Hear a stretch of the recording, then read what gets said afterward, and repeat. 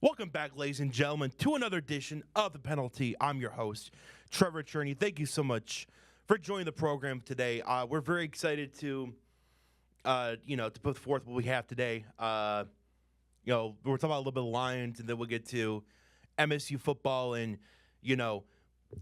I guess my plans for this rest of the season with that team. We'll get into that. And then we'll get a little bit into what happened in the World Series, because obviously the World Series concluded over the weekend. It went till Game 7, but the Dodgers were able to pull it off and were able to secure the World Series win back-to-back World Series. So we'll get into that as the show goes along. So obviously we got into the big thing, Lions and Vikings. So I came to you Friday, right? And I said, okay, well, it's not really a good spot for the Vikings, but also it's the NFL. Anything can happen, right? I said, look, I felt like it was a bad spot for the Vikings for them to try and go in there and win, right? Always a bad spot. I mean, JJ starting for the first time since week 2. Things of the nature. They've had health issues, all season long. So, again, it just wasn't a good spot. But surprisingly, though, they stunned the Lions, and they actually end up winning 27-24 against the Detroit Lions. Yeah, a little shocking. I mean, I just expected more. I expected better from a team that was rested. They had their bye. They came out completely flat. They came out completely unprepared, and they just played some really sloppy football. They had 10 penalties for 76 yards, which isn't horrible, but it's not good. Anything over, if you have 10 penalties as a team, that's not good. It's not acceptable, right? Now, the yards may not be bad, but the fact that you had 10 penalties in the first place, that's bad. That's really bad. That you cannot win football games with committing 10 penalties. All right? And that was offense and defense. I mean, all game long, it was just a completely messy and sloppy football team from the Detroit Lions, from all three phases, from special teams to the offense to the defense. I mean, there was a blocked field goal, which the Lions haven't had in forever.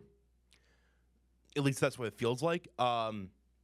It was just everything the Lions could do wrong, they did. And Dan Campbell's absolutely right. Look, Dan Campbell always makes honest assessments when his team loses, right? And it's very true. It's very honest. Like, they just didn't play well. They were very sloppy. They didn't play well in any of the three phases. He's absolutely correct about that. They didn't. They looked flat. They looked undisciplined.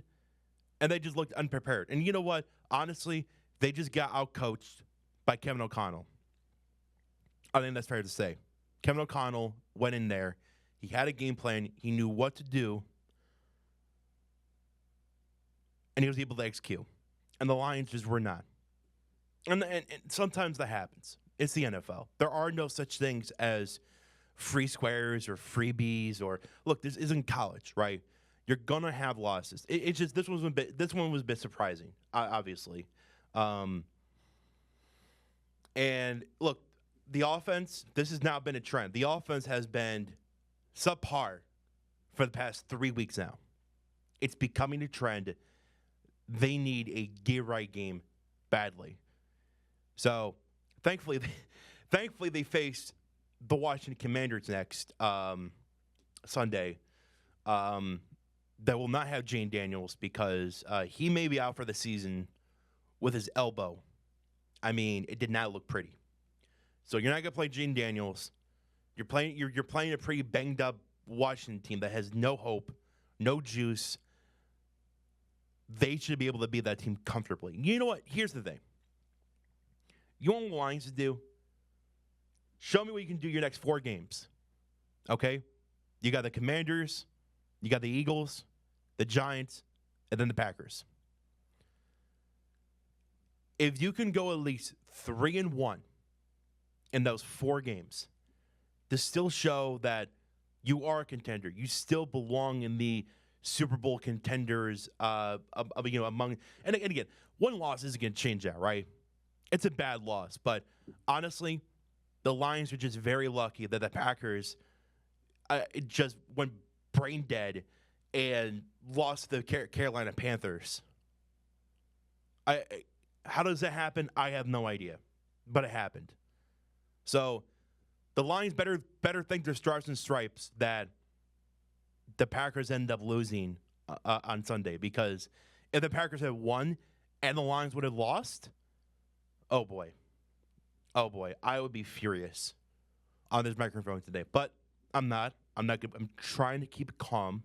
Okay, it's just one loss.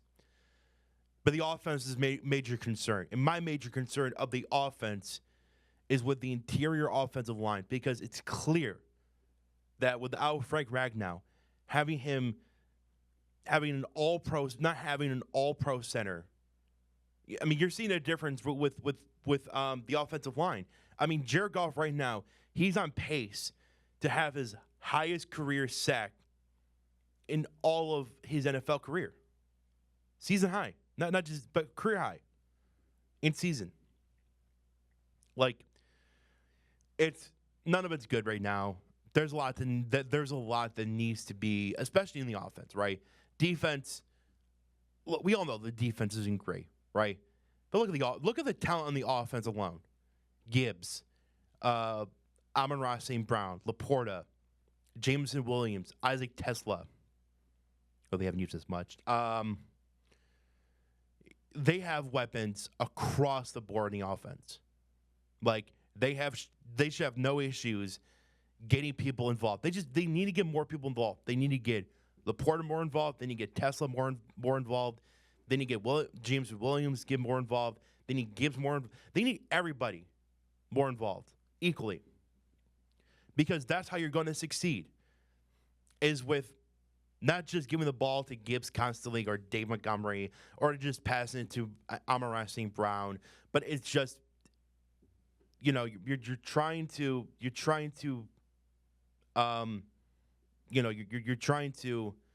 ultimately, you're trying to move the ball as much as you can, and it's hard to do when you're trying to force it to one player or another. You want to spread the ball as much as you can, because you have the ability to do so because the talent you have on offense. Like, that's the thing that I just find so infuriating right now, is that they have so much talent on offense, and it's not clicking. They're horrible in third and long. They're horrible in third down in general. Like, they have a lot of issues to fix on this offense. And hopefully, I'm hoping that next week at the Commanders, it's a get-right game.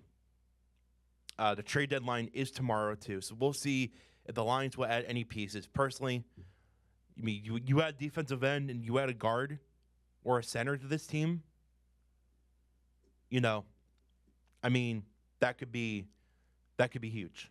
But we'll see if the Lions will do that. But yeah, I have major concerns with this team as of right now. So that's the Lions. So like I said, we'll see. Their next four games are so important. It will indicate to me if they're still a serious contender, which I still believe that they are, mind you. Okay, for the people in the back who are like, oh, the Lions are serious contenders anymore? No. Well, I don't know. No, in the sense that, no, I don't. It's not that I don't think they're serious contenders, but I have concerns, though, especially about that interior offensive line, which is a massive problem right now for the team. If they can somehow fix that, okay, where it's at least more manageable, right, it's better. It's better than what it is right now. If you can at least get better than what it is right now, that'll be at least something, right? So we'll see. But honestly, your next four games, go 3-1. Why not? Show me that you're still a serious contender. Go 3-1 those games. And again, it's not the easiest schedule in the world, but it's not the most difficult schedule in the world. So, anyways, that's Alliance. I'm I'm gonna talk about MSU for like 5 minutes. Okay. Um, this team, this team this season is like watching the movie Groundhog Day with Bill Murray. I'm not sure if any of y'all have seen the movie, but it's a great movie. But basically, that's like me, but living in this season of misery with MSU football. They they tried new things on Saturday. They benched Aiden Childs for a redshirt freshman quarterback, who actually played pretty well for the most part. I mean, for his first start, um, although it is against Minnesota, but there's not much to this team, honestly. Jonathan Smith is a dead man walking. Again, if he is still here by next year, I simply won't watch at that point. I will outright refuse to watch this team play on Saturdays if Jonathan Smith is still house employed with Michigan State. It would be an atrocity if he were still here next year. And I don't expect him to be. Look, he's a dead man walking. He's gonna. I would be shocked if he's not gone at least by the end of this year. So, I wish they would just fire him now and just get it done over with. But clearly, they're not doing that. They're not going to do that. They're probably going to wait till the season to fire him. So, and do I have any confidence they'll find the next coach, the right next coach for this team? No, not really. But here we are. So. Until anything happens, I won't be talking about this team for the rest of the season. There's no reason to. I'm tired of coming on this, every game and being like, "Oh, hey, look at MSU football. They fell down a flight of stairs." I'm so sick and tired of talking about this team. Play football. I really am. They're not well coached. They have no talent. They're not fun to watch. I can do anything else on my Saturdays and be content and happy with not watching this team. Because honestly, this team has brought me no joy in the past 4 years, probably. I mean, it has been a brutal, brutal season to watch all around. And one of the worst in years. Especially for MSU standards. I mean, it's just ridiculous. Jonathan Smith is not a fit whatsoever. He needs to go back on the West Coast. He's not a fit here. He just doesn't get it. And until that happens, like I said, I'm done. I'm done with this team. I'm not gonna watch them anymore, and I'm not gonna talk about them until they do the right thing and fire Jonathan Smith. So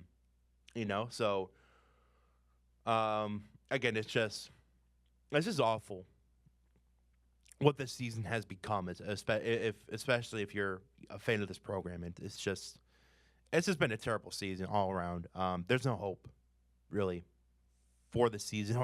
We knew for the season, obviously. It's over, right? It's been over. But there's no hope for the future is what I'm disgusted at. There's just no hope for this program until they finally fire Jonathan Smith. Until that happens, yeah, you can miss me with watching this team on Saturdays. So, yeah, that's Michigan State football.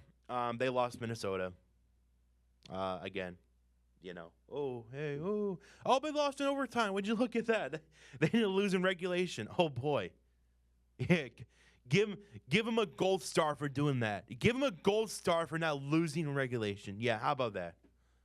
Ridiculous. All right. And now we'll actually wrap it up with the World Series. So, the World Series wrapped up on Saturday against the Blue Jays and Dodgers. And like the last two games have been really thrilling to watch, you know.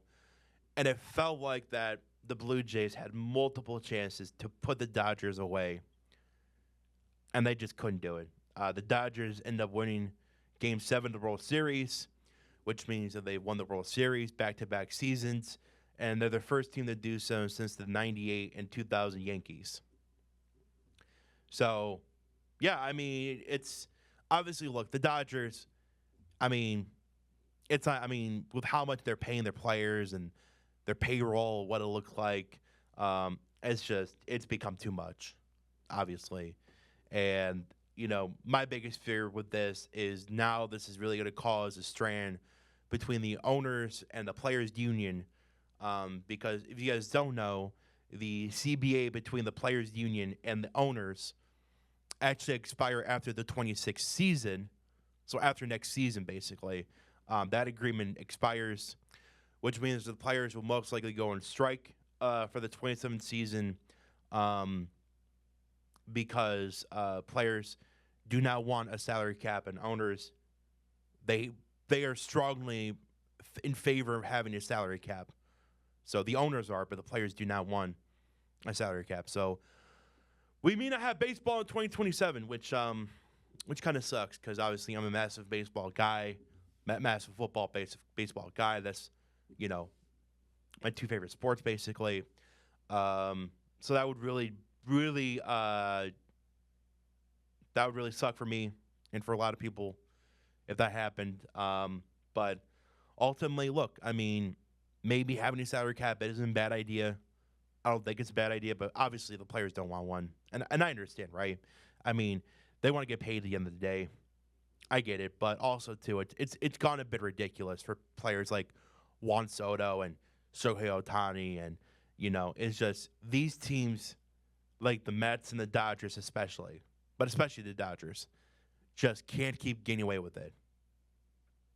Because I mean, it's really something. At the end of the day. But the Dodgers win the World Series again for the second straight year in a row, and I don't know if any team's gonna stop the Dodgers next year. I have no idea. They might go back to back. Like, I'm serious. That's actually a real possibility. Something that could happen with the Dodgers. But yeah, all around it was a really good World Series though. Dodgers, I mean, obviously Blue Jays, gotta give them a lot of credit. They tried, they battled, they just couldn't get it done though. Against the Dodgers, there was some hope there for a second, but ultimately the Dodgers, you know, even with their bullpen not being the greatest, still got the job done at the end of the day. So, anyways, that is the show. I appreciate everyone for coming out and watching. Thank you so much. Please like and subscribe. Please share the show if you can. I would very much appreciate it. Tell your friends. Tell your friends and family. I appreciate it. And yeah, I will see you guys later this week. Talk about Lions and Commanders. All right. Have a good one.